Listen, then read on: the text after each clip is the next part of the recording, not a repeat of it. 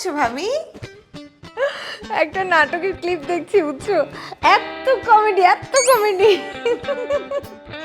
আমার আবার নাটক দেখতে ভালো লাগে না, আমার বিজ্ঞাপন দেখতে ভালো লাগে। তাই?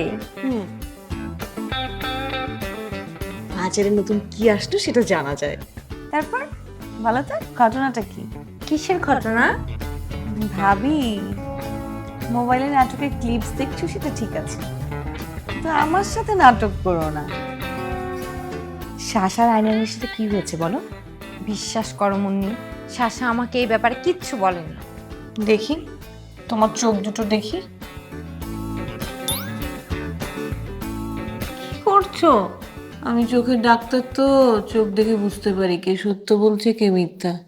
ভালো করে দেখি তো তোমার চোখ দুটো। না, তুমি সত্যিই বলছো, শাসা তোমাকে কিচ্ছু বলেনি। মুন্নি, শাসা অনেক চাপা স্বভাবের, জানোই তো। শাসার মধ্যে না একটা চোর চোর ভাব আছে। চোরকে মেরে তক্তা বানালেও সে কোনোদিন বলে না সে চুরি করেছে। শাসা ঠিক সেরকম। ওর পূর্বপুরুষেরা খুব সম্ভবত চোর ছিল।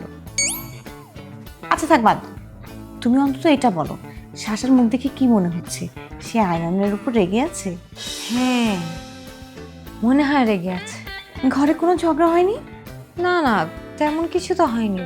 তবে সেদিন না প্রতিদিনের মতোই শাশা আর আয়নান একসাথে অফিসে গিয়েছিল, কিন্তু ফেরার সময় আবার দুজন একসাথে ফিরেনি।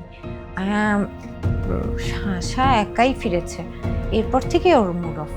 তার মানে অফিসে যাওয়ার পর কিছু একটা হয়েছে। সেটা হতে পারে। আমি তো সন্দেহ করছি আসল জিনিস। আসল জিনিস কি?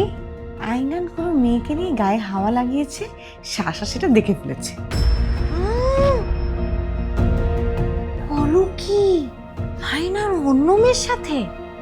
নইলে শাসা কেন আইনানের সাথে রাগ করবে বলো?